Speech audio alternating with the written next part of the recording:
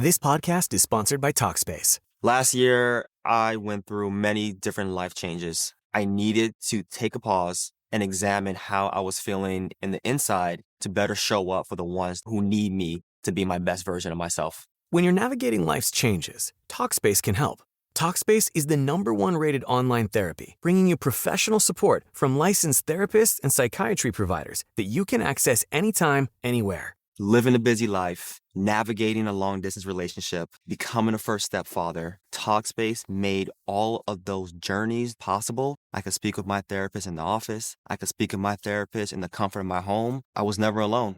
Talkspace works with most major insurers, and most insured members have a $0 copay. No insurance, no problem. Now get $80 off your first month with promo code SPACE80 when you go to Talkspace.com. Match with a licensed therapist today at Talkspace.com. Save $80 with code SPACE80 at Talkspace.com. You know that wellness goal you set at the start of the year? It's not too late to stick with it and make your future self proud, especially with the all-in-one nutrition shake from Kachava. With 25 grams of protein, 6 grams of fiber, greens, adaptogens, and more. No fillers, no nonsense, just the highest quality ingredients. Stick with your wellness goals. Go to Kachava.com and use code SHAKE for 15% off. That's KACHAVA.com, code SHAKE. This is VSiN, the sports betting network.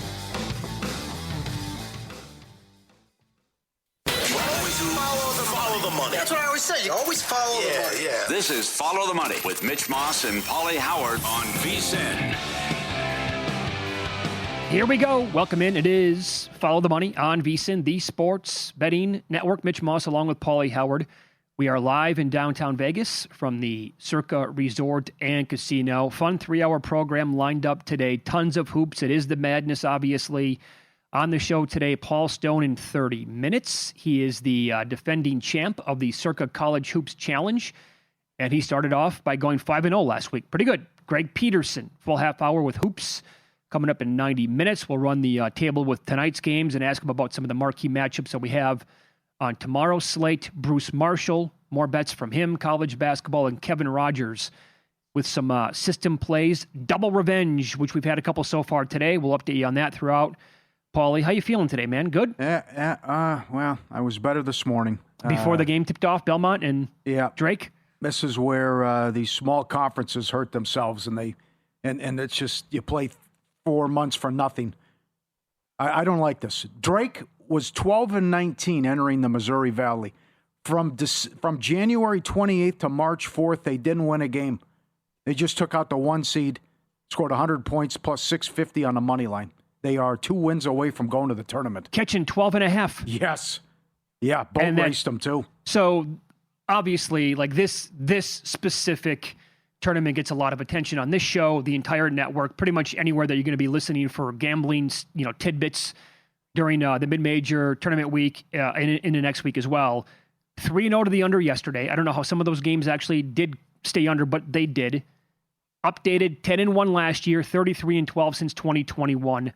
High totals today. And then that game that you talked about, that opened on the screen 157.5. The first number I saw was 155.5. And the total when they played this year in the 2 games, 147.5, went over, 154.5, flew over that. And today, the same exact thing. That closed at 152.5, and it never had a chance. Who's betting these over? I don't understand this. Like everyone knows these are unders, and they're taking over money late.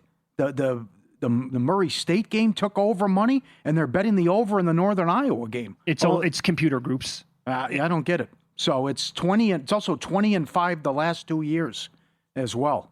So I don't get it. Although I did say be careful with this Belmont game because they're up tempo and can score, and I said be careful with this Murray State game. Interesting to note that Murray State swept Illinois-Chicago, but Illinois-Chicago was favored. Right. Well, also, this ties into it, I think, as well. For the game that's ongoing in the Missouri Valley, 12 minutes and change to go in the first half, and Illinois-Chicago was leading Murray State 17-10. So that screen, on the screen last night, it opened up 155. The total when they played on New Year's Day was 160. The final was 81-77, so it stayed under that number. but over the number today. When they played February 3rd, the total was 158, stayed under that number as well, 81-74.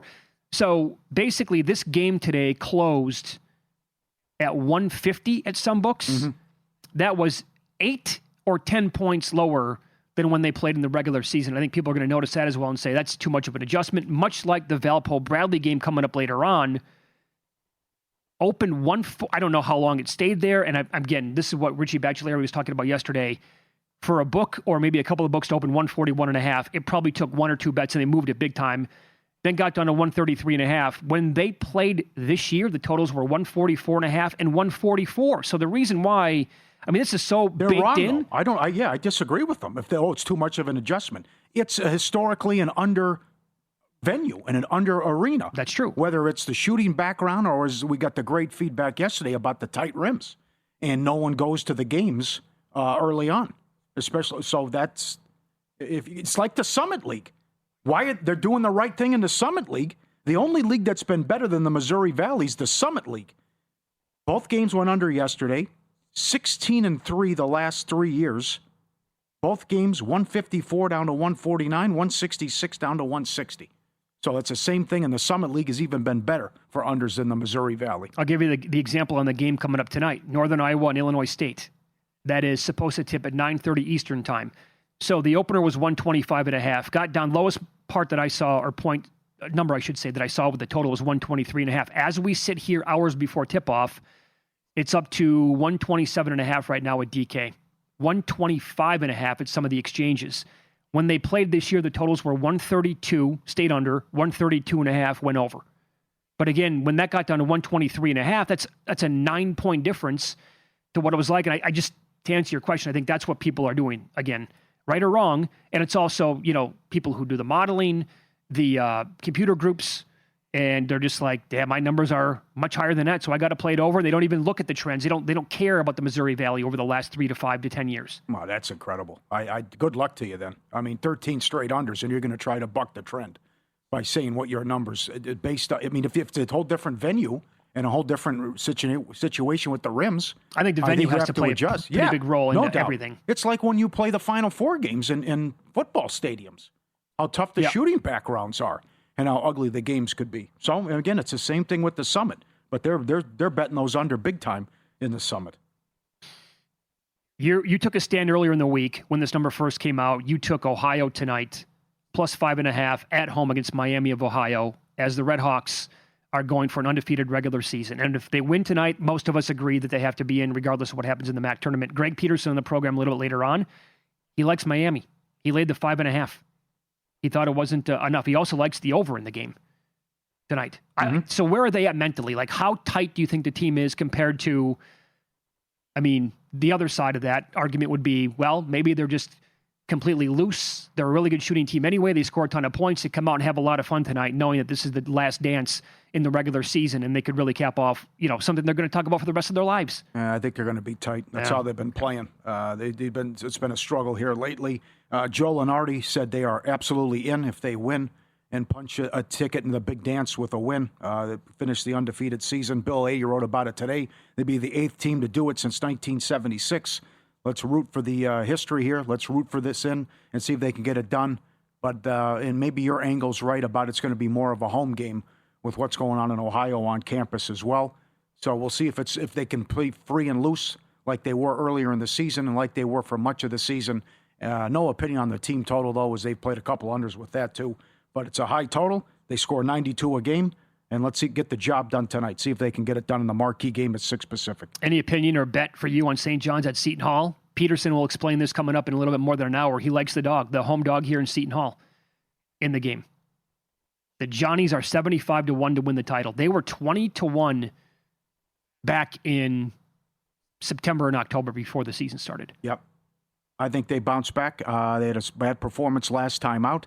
I trust Patino here in this one, and I also think UNLV's getting too many points tonight in San Diego State, which the Aztecs are now not even next four out with all the issues they've had and all the losses, and I think they know they have to win the conference tournament. They shouldn't be this high on a pretty good UNLV team that just comes. Yeah, the argument could be they're off a A+ performance against Utah State.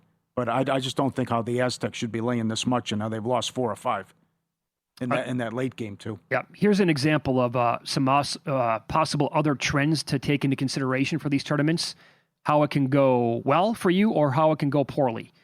The example, some of the best teams in conference play throughout the entire year are in action either this morning, were in action this morning, or are in action later on tonight. For example, Penn is the best team in action today in conference play at 10-3 ATS. They're laying about 2 points tonight against Brown. Central Arkansas in conference was 12-4-2 ATS, one of the best marks in the entire country. They played Bellarmine today, and they beat them by 13, and they covered that game. But I will flip it again. This can be a nice tool. It doesn't mean it's the be-all, end-all. Northeastern started today at 2 p.m. Eastern time. The game is almost over with right now. In fact, it just ended. Northeastern was 3-15 ATS in the regular season. Now, some of these teams are obviously very bad. They were catching 1.5 against NC-A&T. Northeastern just won by 16 points. And they had a pitiful regular season. The other team like that, well, Drake was one as well earlier today. They were 6-15 ATS in league play, won outright, 12.5-point dog. And Florida Gulf Coast was 5-13-1 ATS in their league, catching 4.5 today against Lipscomb. They're running them out of the gym right now. Yeah. Some of the worst teams in the regular season from start to finish the entire year in their conferences are manhandling their opponents so far. It doesn't go that way every single time, but the other bad team that goes tonight, 7:30 Eastern, VMI is 5-13 ATS in league play. They're a huge dog, 7.5 points against UNC Greensboro. It's a good game, too, with Dayton and VCU. Yeah. I have no opinion on the game, but I think the winner, one of these teams will win the Atlantic 10 Conference Tournament. I don't like how St. Louis is playing the last couple of weeks, and I also think if VCU wins this game and wins a couple more, they'll get an at-large bid if they would happen to lose in the conference final as well. Because all these other teams are losing. That's the other thing. Miami, say what you want. They keep winning games. Right. All these teams around them on the bubble are losing. So another reason why Lenardi's right. If they win tonight, they're in. But I think VCU making a late push, too. That's a good game against Dayton. See what Hoops thinks coming up. So even though Jerry Palm has been adamant, based on historical numbers, that if Miami doesn't win the MAC, they're out. He said that with Money Moves this week right here on VSiN. And he was pretty strong on it, by the way. But Lenardi absolutely says they're in, and I think more and more people are coming around to Miami's side. Well, Palm's going on numbers. Palm's not going on history, that it's never happened before that a team's been undefeated, though, in this situation. That's what he's not factoring in. He's just looking at a bad non-conference or SOS. But at the end of the day, the thing that's going to carry the day is the 0 by the loss column. Has to. So that's what he's not factoring in. And that's why he's going to be wrong on this if they win tonight. Mm-hmm. Let's follow the money here on VSiN, the Sports Betting Network. The NBA got us good last night, but we have to come right back and attack a slate filled with great matchups on paper, including this game between Cooper Flagg in Dallas and the return of Jason Tatum in Boston. We'll discuss next.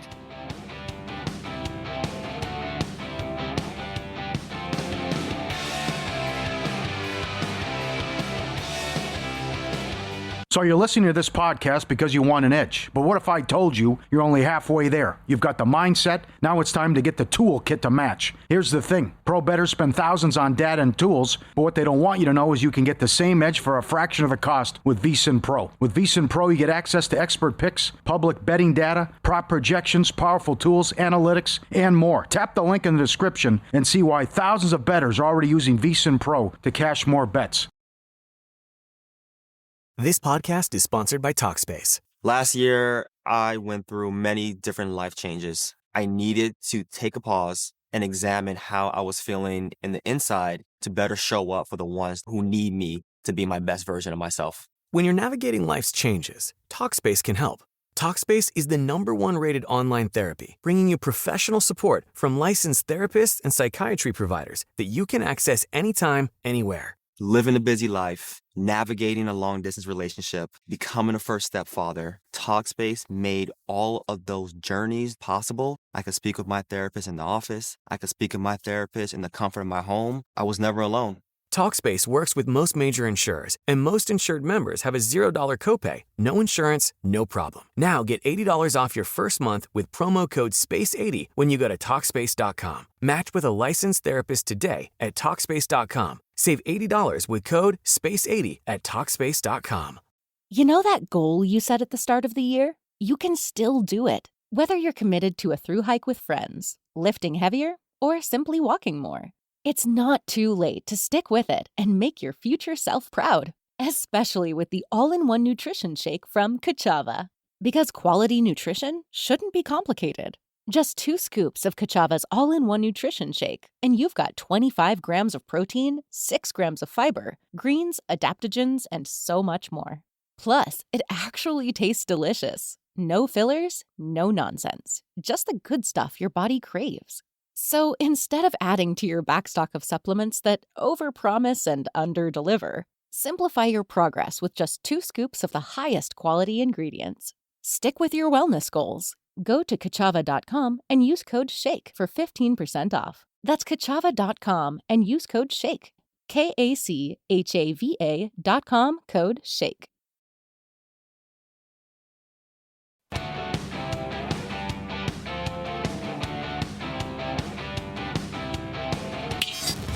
This is Follow the Money on VSiN. Update here from the Missouri Valley. Illinois-Chicago leading Murray State 38-24, under 4 minutes to play in the first half. We talk about this game because it's the Missouri Valley, and the updated total now is 155.5, Paulie, and certainly closed lower than that. And, the early game today between Drake and Belmont went flying over the total, and that ended that 3-0 run from yesterday and going all the way back to last year and many years previously where it was always under in the Missouri Valley. And Paul Stone joins the program now, professional sports bettor. Went 5-0 week 1 of the Circa College Basketball Contest. Leader in the clubhouse, and he's on the progressive guest line. And you are involved, first of all, thanks for the time, pal. You're involved in the game coming up a little bit later on tonight with Valpo and Bradley, but you're not betting the total. You like the dog, yeah? Yeah, I tell you, Valparaiso, they're a team, Mitch, that all year long they play to their level of competition. These teams played twice during the regular season. They both won by 7 on their home floor. Valpo covered both of those games. They were getting 2.5 at home and won by 7 on the road, getting 7.5 and lost by 7. So got the cover by a half point there. But this Valpo team, they're a team that plays slow. They rank 309th in adjusted tempo, according to KenPom, possessions per game, 272nd, just under 69 possessions a game. So I think they're going to condense this game. We have to lose by 5 or more to lose the money here. You've got a Bradley team that hadn't played that well on the road during Missouri Valley Conference play during this calendar year, only 2-7 against the spread away from home. And then you've got a Valpo team this year, win an underdog, getting 20 or fewer points. They're 14-4 against the spread. So they've been very profitable as an underdog. I like Valpo plus 4.5 over Bradley. Go get them, my friend. How about a total? This game goes coming up in a half hour. Citadel and Chattanooga. How about under in this game? Got the under. I think pretty much we're seeing a consensus 147.5 market wide. We were maybe a half an hour ago anyway, but there's going to be a lot of threes being shot in this game. So I am kind of messing with fire a little bit here, but my hope is obviously that they won't make a whole lot of them. Both these teams attempt of their field goal attempts, about 50% are 3-pointers. So there's going to be a lot of 3-pointers shot in their most recent game, the Citadel, which was a 93-90 overtime win at Wofford. They made 10 of 26 3-pointers. So they shot 38% from 3-point land in their most recent game. But that's not indicative of the Citadel, season long. In their previous 5 games to the victory over Wofford, they were a combined 43 of 154 from 3-point territory. So just under 28%. They shoot, again, a high ratio of threes, but only hit a little over 31% on the year to rank 310th out of 365 teams. Chattanooga, they're pretty good at defending the 3-pointer. They're above the midline among the 365 Division I teams, allowing just under 35%. One thing that I've got to avoid here is the Citadel. They've kind of been a magnet for overtime games. 5 of their last 15 games have gone to overtime. Wow. And that's a really high rate. Hopefully we're not going to OT. That's where, overtime's where unders go to die. So let's hope it doesn't go to overtime. Citadel and Chattanooga under 147.5. Very good. As the show progresses today, more and more numbers will come out for the games on tomorrow's college basketball card, one of which would be Texas A&M taking on LSU, and the quote from their head coach, Bucky McMillan, after their latest win this week, and they're a lot of fun to watch, but he said, quote, "I'm not coaching basketball afraid of my own shadow. Basketball is a war. We pick up people 94 feet because the court is 94 feet, not 40 feet. We play to live, and we don't play to die," end of quote. We talked about that earlier in the week. It's a great quote, and they can maybe do some damage in the tournament. But what is your advice when they take on LSU tomorrow? Well, this is as much a play. Obviously, first of all, I'll say that A&M, Joe Lunardi lists Texas A&M currently as the last 4 byes. So he has them not playing that Tuesday, Wednesday games in Dayton, but in the tournament. Jerry Palm, who you guys had on, I believe, earlier this week, he's got Texas A&M as the last 4 in. So they're just above the bubble. So they can't afford to go to Baton Rouge tomorrow and lose the game. Right now, Ken Palm's got A&M winning this game by 2 points. I think it might open a little bit higher than that. So I'm willing to lay 3 or 3.5 here with the Aggies. This is just an LSU team. It has been a tough year. All signs indicate that Matt McMahon's 4th season in Baton Rouge is going to be his last. The Tigers started out pretty good. They were 12-1 against a manageable non-conference schedule. But once they got to SEC play, they lost De'Don Thomas Jr., their point guard, transferred from UNLV to injury for the season, and they just hadn't been able to compete. Only 3-14 in SEC play, tied for last with South Carolina in the league. A lot of apathy there in LSU. Their most recent home game against Oklahoma, the announced crowd, a little over 7,000. Had some people that were at the game tell me there was several hundred there, probably less than 1,000. I don't know if that's exactly true, but I think they probably have been inflating maybe the numbers a little bit. But if you took Alabama as well, add one more point on this game. If you took Alabama when they traveled LSU a week or so back, if you took them early and laid the 5.5 to 6.5, LSU has now failed to cover their last 5 home games, so they hadn't been very good at home. I think A&M goes in there. This is an Aggie team that's already won outright at Auburn, Texas, Georgia, and Oklahoma. They need the victory badly. I think they go in there and beat LSU by 4 or more. There are 2 heavyweights in the Southland Conference, Stephen F. Austin and McNeese State. Take us through maybe the little controversy here and how you want to handicap this with a tidbit of what you want to do with McNeese State. Well, first of all, Stephen F. Austin, they won the Southland Conference regular season title by 1 game, and they were rewarded for that long season. They play a lot of conference games, too. They played well over 20. And for winning the conference, they get to go to McNeese's home court in Lake Charles, Louisiana. McNeese, a couple of years back, by the conference commissioner and the higher-ups, was awarded the conference tournament through 2029. I think they do probably have the nicest facility in the league, and they are equipped to host the tournament. But it is, you should get something for winning the regular season tournament title, and SFA now has to go to McNeese and win the tournament there to be able to get a bid in the NCAA tournament. The way the tournament bracket is set up, SFA and McNeese both, by finishing 1 and 2, get byes all the way to the semifinals. So the way that I'm looking at this right now is, and it's just a way you're going to make a little bit of money. You're not going to make a whole lot. There's just a little exposure, though, in my opinion. I think Mitch was saying off air that maybe he or somebody got McNeese at plus 115 or plus 120 earlier in the week. But McNeese now, even money is the best I'm seeing. Plus 100, even money at DraftKings, Westgate, and maybe some others. I would recommend taking McNeese at even money to win the Southland Conference. In their semifinal game, the only game they have to play to reach the finals, they're going to be favored by more than 10.5 points against whoever it is. It could be one of 3 teams, Northwestern State, Nicholls State, or Texas Rio Grande Valley. They're going to be favored probably by 11.5 or more against all 3 of those teams, so they're probably going to win. Now they get to the finals.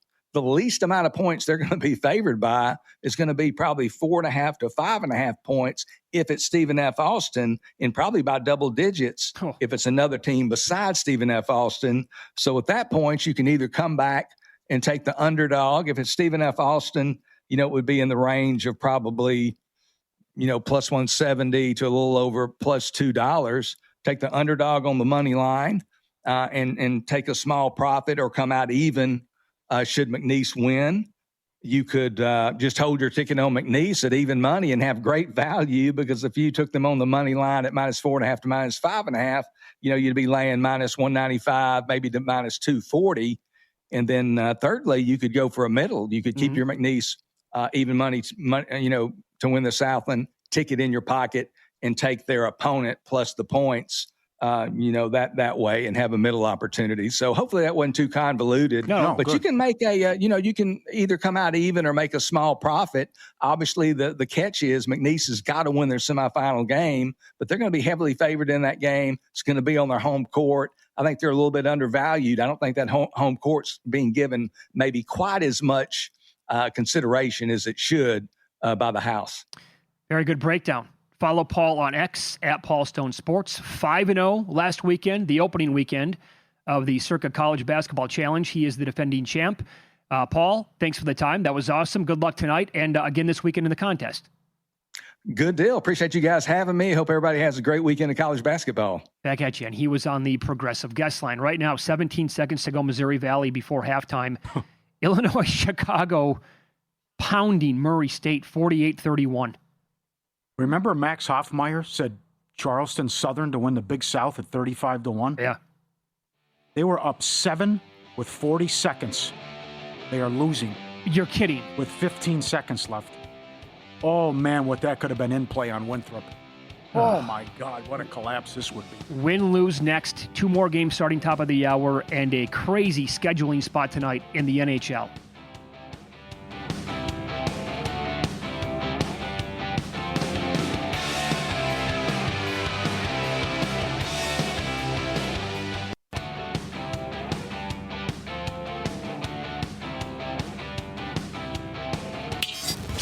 This is Follow the Money on VSiN. College basketball hardcore style. Greg Peterson coming up in a second. Paul, for those just tuning in right now, can you recap what took place in this Winthrop game today? Okay, so I ran it down a little bit earlier, but then I didn't see there was even more to what happened. So Hoops cashed a ticket, and he had it in his write-up. Winthrop lane 4.5. Winthrop played Charleston Southern. They were laying 4.5. They were down 7 with 40 seconds. Hoops, they scored 12 points in 29 seconds and 8 points in the last 13 seconds. There was made free throws, a turnover, another foul. They made like 4 free throws in the last second. What happened? They covered. Just absolutely wild. That is probably the biggest look-back win I've ever had. We always recap the bad beats. You have to recognize when you're living right, and boy, oh boy. I was praying for overtime in this game. You just mentioned it. They were down 7 points with 29 seconds remaining. They somehow, some way generated a few turnovers. And I thought that they were going to win this game by 3 because they had a pair of free throws. It's a 3-point game with about 1, maybe like 1.2, something like that, seconds remaining. Charleston Southern goes to inbound the ball. They completely throw the ball away, and then they foul. Winthrop hits both free throws to be able to cover at the free throw line. Now, if you took the closing number of Charleston plus 6.5, you got there. If you took a bad +4, +4.5, that's one of the worst beats I've ever seen in my life. I was going to say, guys, that's the kicker to the story. Yeah. He liked him at 4.5. Oh. It closed 6.5. And somehow they win by 5. In regulation to both your points. Come on, the odds of that actually happening, that's less than 1%, right? 12 points in 29 seconds. Less than a tenth? Yep. That's an all-time bad beat. No doubt about it. All right, good job. Let's see if we can keep it going, Hoops. Okay, Longwood and UNC Asheville coming up. Longwood's favored, but you make Asheville 3.5. So tell us why you like Asheville. Absolutely, and hopefully we don't need to overcome a 7-point deficit with 29 seconds remaining on this one. But that said, with Longwood, they've just been so sloppy with the ball this year.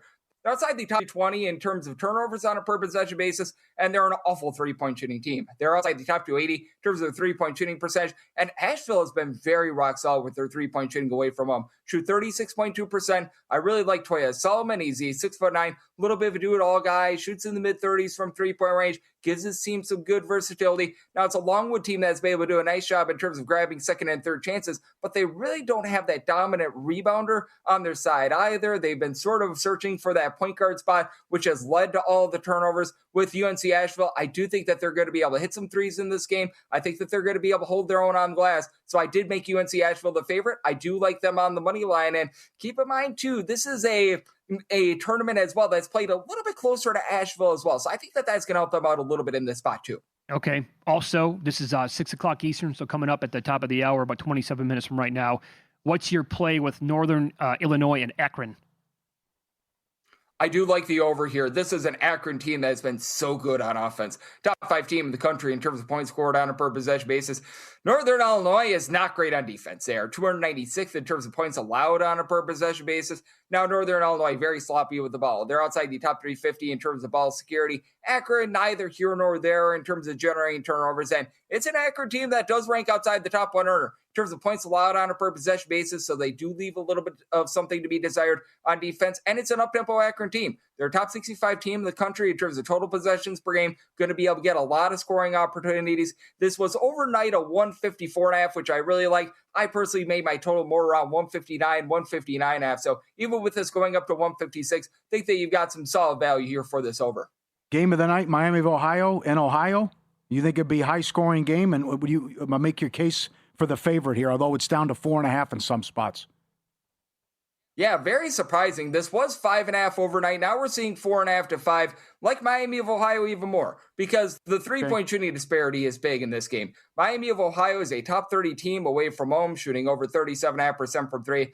Ohio is outside the top 330. They're shooting right around about 30% from three-points for the season, and they don't guard the three either. Their three are in 25th in terms of opponents' three-point shooting percentage. Now, you thought that for Miami of Ohio, their point guard and Skuljak might be missing for a little bit of time, got injured over the weekend, was good to go on Tuesday. So Miami of Ohio was able to dodge a little bit of a bullet there. And truth be told, it's a Miami of Ohio team. If they are lacking in one thing, it's the offensive rebounding. They're a team that really doesn't grab a lot of second and third chances. It's an Ohio team, though, that they themselves are outside the top 200 in terms of rebound percentage. Other than Aiden Hadaway, you really don't have a lot down low for Ohio. And with Miami of Ohio being the much better perimeter team, both in terms of taking care of the ball and making threes, I think they get a high-scoring game with a Miami of Ohio team that's in the top 50 in terms of total possessions per game. So like the over and Miami of Ohio laying that 5.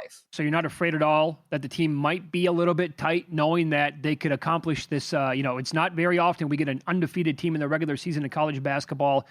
Doesn't matter the conference, but no nerves tonight, you think, for the players? I think it really goes both ways. Are they going to be a little bit nervous? Probably, but they're probably going to be also very motivated to try to prove a point that, hey, you keep saying that we're pulling out these close games, because keep in mind that Western Michigan game was a life or death game. Even that game against Toledo, they got off to a nice, comfortable lead. They don't cover that spread. I think that they're going to really try to be able to prove a point here. So there's a little bit of nerves, but there's also a chip on the shoulder as well. So I think it balances itself out. VCU, Dayton 1.5. You make VCU 3.5.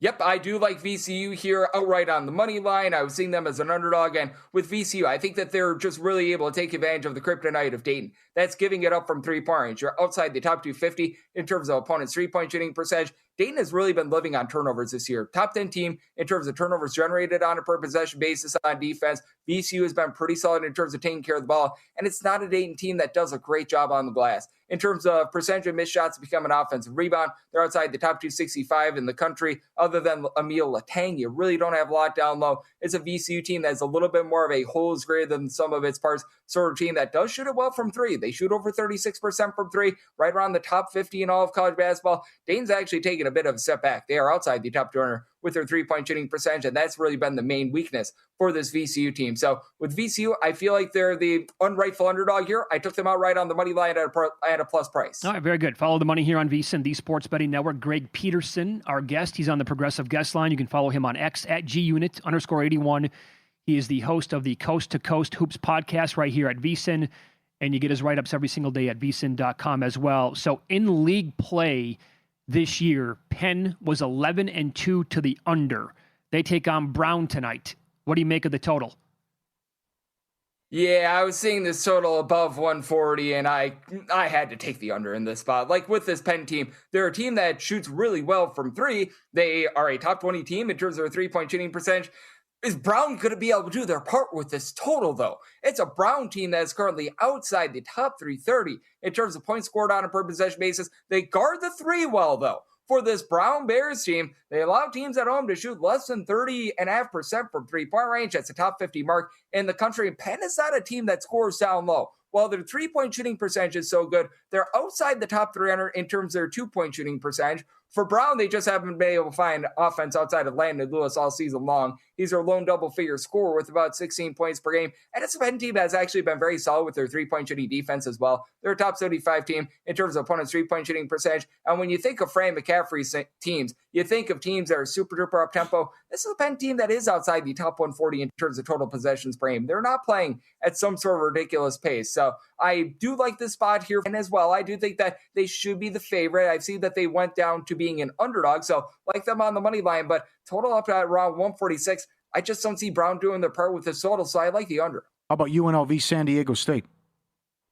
This is another game that I took an under on. With both of these teams good in terms of generating turnovers, UNLV in games played away from home actually 28th in the country in terms of turnovers generated on a per possession basis. San Diego State just all around has been a top 25 team with this respect as well. With UNLV, they have been sloppy with the ball all season long, and they've had a little bit of a tough time executing down low. I will say Dre Gibbs-Lawhorn has been a machine here in conference play. He's shooting like 45+% from three in Mountain West play, but San Diego State has been a rock-solid defense with that respect as well. Overall, top 45 team in terms of points allowed on a per possession basis. UNLV playing up tempo, top 65 team in terms of total possessions per game, but both teams as well have had their turnover issues on offense, both outside the top 180 in terms of ball security. So that total is now down to about 153.5. Still think you've got a little bit of wiggle room for that under. One other game tonight, 9 o'clock Eastern, 6 o'clock out here on the West Coast. You think that Seton Hall can maybe win this game against St. John's tonight? What do you make of the total here? This is a game that I think is so intriguing because you've got a Seton Hall team that has not been able to shoot to save their lives, but they do such a great job giving themselves second and third chances. 37% of their missed shots become an offensive rebound, and I think that that's going to keep them in this game. I was seeing this before at 5.5, went down to 4.5. I personally did take the points with Seton Hall, and for St. John's, this is a team that's absolutely looking to gun it right now in terms of total possessions per game. They are in the top 35 in the country, and if you think that this game is going to come down to the point spread, which I think that it's going to be close enough for that, you get the late fouls in this game as well. The total's right now sitting at 136.5. Felt like it should have been closer to a 139.5. So I like the points here with the Seton Hall Pirates. Send them in on that total over. Very good. Great stuff, Greg. Hang tight. You're going to stick around for one more segment. We have to get into the loaded schedule tomorrow. Great games across the board in college basketball. And what do you do? Duke's been absolutely mashing everybody. Now they're laying 17.5 against North Carolina. Is that too many points? Well, that's Greg coming up next.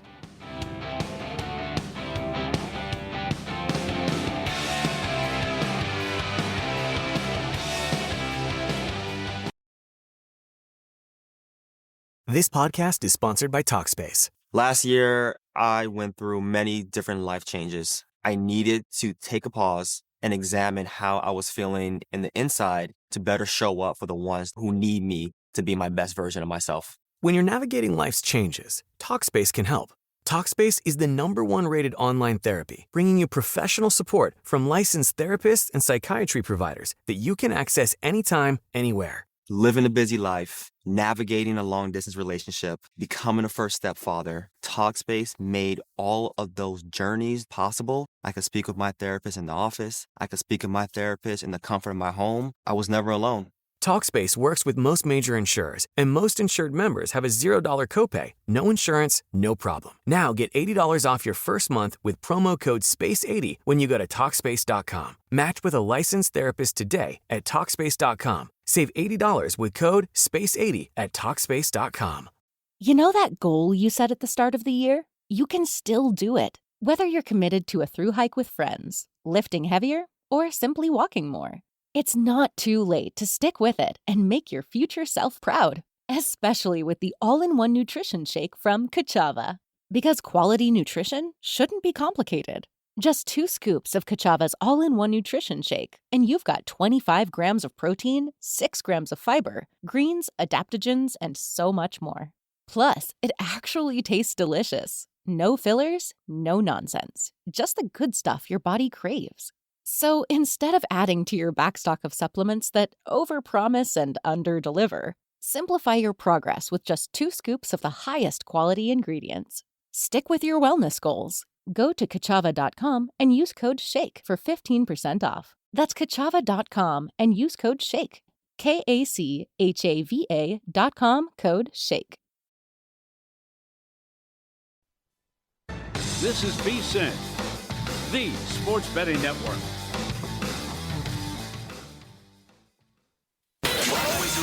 Follow the money. That's what I always say. You always follow the money. Yeah. This is Follow the Money with Mitch Moss and Paulie Howard on VSiN.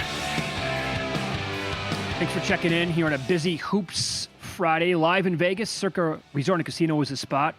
Appreciate you watching on YouTube TV, listening on Sirius XM Channel 158, iHeartRadio, TuneIn Radio, or any of our affiliates across the country. More college basketball now. Love our next guest, Bruce Marshall, Wager Talk, back at the Gold Sheet as well, where he was formerly with them for a long, long time, and he is on the Progressive Guest Line. Congratulations on that, Brucey. We appreciate the time. How are you, pal?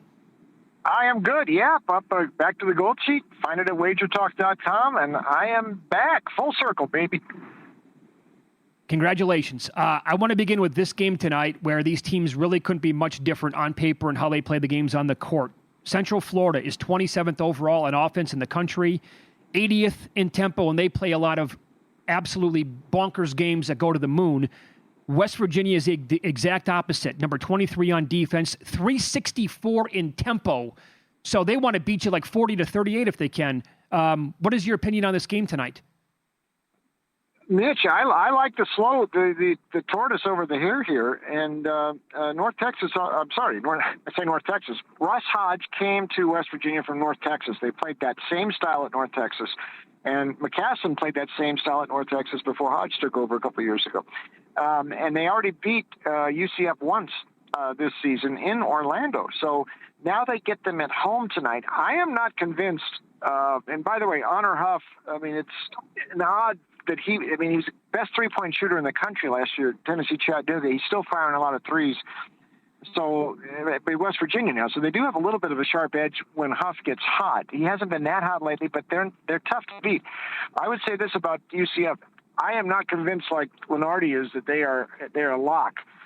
They've lost 2 in a row if they lose tonight. And they lose in the start at the Big 12 tournament in KC next week. They'd have 4 straight losses. They got TCU and Cincinnati breathing down their neck in the Big 12. So that's the next tier beyond those top 6 that are pretty solid in the Big 12. I'm not sure they're a lock yet, and I think they're in trouble tonight. I'm going to take West Virginia. All right. Sounds good. After 13 straight unders, we had 2 overs now in the Missouri Valley. Is this going to be low scoring tonight? Northern Iowa and Illinois State, and how about a side? Yeah, it could be with Northern Iowa. I mean, they do lead the country in scoring defense at 61.1 per game. So, I mean, it could be lower scoring with them. They had 2 grinders with Illinois State, one of them in the 50s. And then just last week, a 2-point loss, 71-69. So they have played lower scoring games with the Redbirds. This tournament is opening up big time. Belmont getting knocked out by Drake, getting bombed by Drake. That's the top seed. And Drake had lost 9 straight games into this tournament. Now they've won 2 in a row. It is opening up for these teams. And UIC is whipping Murray State. That's a 4 going out against a 5. Mm-hmm. The tournament is opening up for these teams playing tonight. That includes Bradley, and that includes both of these teams here, Illinois State and Northern Iowa. I think Northern Iowa is the team to watch. The sophomore power forward Hornstedt has put up some really big numbers the second half of the season, as Ben Jacobson has actually loosened the reins a bit on this offense. And we know Trey Campbell is a very, very top-rate guard. It is very tough to beat a comparable team 3 times straight in a season, especially after 2 very close early games. I think the advantage is Northern Iowa tonight. They were a little flat last night against Evansville, but I don't think Illinois State wanted this matchup. I'm going Northern Iowa. That's the team I think is going to win Arch Madness. All right. That was a good ticket, too, before the tournament started. How about the big one tonight? Can Miami of Ohio finish the job? down to 4.5 at Ohio, trying for the undefeated regular season. 31-0. Boy, that's going to be tough, though. I mean, they have been flying really close to the flame. I mean, Toledo almost got them this week, and Toledo's not bad. Western Michigan almost got them last week. Western Michigan is not that good. They've had a couple of overtime games. They've had a couple of other two-point decisions. They're cutting it really close. What are we laying? 5.5 tonight. Ohio U, this has not been a great year for Jeff Bowles, but they're not that bad. And the fact Miami O, these teams are slowing Miami O down a little bit. Now, Ohio U did not the first meeting. They were way behind. That game was over by halftime. It'll be much closer tonight. The way Miami O is going, you can expect them to win, but by close margin and maybe not cover this number. So I'm taking Ohio U, the Bobcats, tonight. Bruce, a little bit of money here on the Johnnies. They opened up 4.5, up to 5.5 in the game. The total also up about 3 points to 136.5. Actually, I see 137 now in this game. Who do you like here? This is the total I might like under. They played a 65-60 game earlier this year. This is about the last chance for Seton Hall to make any chance at an at-large. I mean, their percentages are really down. So they're playing this one at the Rock tonight. They played very tough at Madison Square Garden the first time. St. John's, I know they've had a good run, but they did have that game where they couldn't make a shot last week against UConn. So now they're back on the road. Under tonight, I would almost take Seton Hall to keep this thing really close, but I think under that mid-130s, that looks too high. This game's probably played in the mid to low 60s or high 50s. Under for me in that one tonight. Lenardi thinks VCU gets in with a win tonight. 1.5-point dogs at Dayton. What do you think? I don't think they win, and that's a little risky because I know they've won 12-13, and VCU burned me a couple times. And I would like to see Martelli Jr. get in the tournament. But look at the other side here tonight. Now, Dayton's won 6 in a row, including one over the Billikens last week. And by the way, this tournament for the A-10 in Pittsburgh next week is opening up a bit more because St. Louis does not look that prohibitive right now. Dayton, we hear there's rumors Anthony Grant might retire. If that's true, they are really circling the wagons for their beloved mentor here. They have a 7-1 French import at center. Amel Latang, ooh la la, he is scoring big in the last month. And they didn't have a post threat like this scoring early in the season. All of a sudden, this guy is scoring like crazy. He had 26 game last week. I think Dayton gets in tonight. This game's at the Dayton Arena, and these teams both have a shot at St. Louis next week, especially Dayton. They just beat the Billikens, and I think they can take out VCU tonight. Excellent. Importer-exporter. Very good. How about down the street? West Coast, West Coast, Seattle, 9.5 against San Diego. Boy, I tell you what, I was all wrong last night on Loyola Marymount. I thought, no way, San Diego. I thought, they'd already, the Lavin thing, and if they would have circled the wagon for Lavin, they would have done it, 2 weeks ago. Darn if they didn't win last night. I can't see this going on for San Diego, though. Their top scorer, Tyler Johnson, the Wake Forest transfer, left the week before Lavin got the news that he was a lame duck. Seattle's not bad. I'll tell you, the favorites in the West Coast Conference, and that's Santa Clara, St. Mary's, and Gonzaga, they all would like Seattle out of the tournament because they play a slower pace. They have a sharper edge with a guy like Maldonado in the backcourt who is a very explosive guard, and they're very difficult to play. I think they will beat San Diego tonight, and they are a team that if there's going to be an upset somewhere down the road here in the WCC, Seattle's going to be the team causing it, I think. But I think they will beat San Diego tonight. Nice hurrah for Lavin last night. We will next see him on TV somewhere next year. Okay. Have you had a chance to look at the card for tomorrow? For example, Duke is up now to a 17.5-point favorite at home against North Carolina. Yeah, I mean, now this news of Caleb Wilson out, that's a big blow for North Carolina. I know there's revenge here from that first game. Duke looks like Godzilla right now. And I think the revenge factor, the fact that Wilson is out, I'm not in the mind to pick against Duke right now. The way they rolled NC State the other night in Raleigh. I mean, I thought NC State might put up a fight. They just look like they're head and shoulders above, and I think they get their revenge big tomorrow. Yeah, they have to be number one right now in any really set of power ratings, do they not? I think so. Although right now, I don't know who I would take between them and Florida. Yeah. Though I would put Duke one, and I know there's talking, Arizona, Michigan, maybe UConn. Florida's the other team. Florida and Duke are the two best teams in the country, I think, right now. And we'll see if we get them in the Final Four. But I think right now, if there had to be a one seed, it's probably Duke. Yeah. Very good, Bruce. Love talking to you. Good luck tonight and this weekend. We appreciate the time. Have fun, boys. Thank you. There you go, Bruce Marshall, Progressive Guest Line. Wager Talk, and now back with the Gold Sheet. Peterson likes Purdue tomorrow, laying that number against Wisconsin. As we talked to him about that last hour, they lost by 23 to Iowa State. They lost by 6 at home. These are all at home to Illinois. By 11 to Michigan. They lost at home to Michigan State. Now, Wisconsin has some just vile and nasty road losses. For example, way back, I think it was in December, they lost by 30 to Nebraska. They got beat by 17 at Ohio State. They just lost at Oregon by 14. However, they gave Michigan their first loss on the year. That was on the road. And they also went to Illinois and won. Purdue also beat them by 16 the first go-around in Madison. I'm going against Purdue. I'm going against BYU. I think keep it going. I don't like those teams right now, how they're playing. And I'm going to agree with Bruce. I don't like how St. Louis is playing. And it really opens it up for the A-10, as he said. Every morning, first move, vsin.com. Check out the prop analyzer with the NBA. Greg Hoops Peterson writes up all his write-ups, Adam Burke as well, and all the conference previews that are updated daily by Cohen and Adam Burke. If you're betting college hoops, now's the time to get your edge. Get the VSiN Pro access through May 1st, just $29.99 with the Hoops Mania special. Every best bet, every host, every guest. The betting splits from DK and Circa, the AI-powered prop tools as well, and full access to every VSiN show on demand, and the March Mania betting guide. If you're planning to bet hoops, VSiN Pro gives you a real edge. Sign up now, vsin.com/subscribe, and, of course, all the Mackinnon trends that you have to have.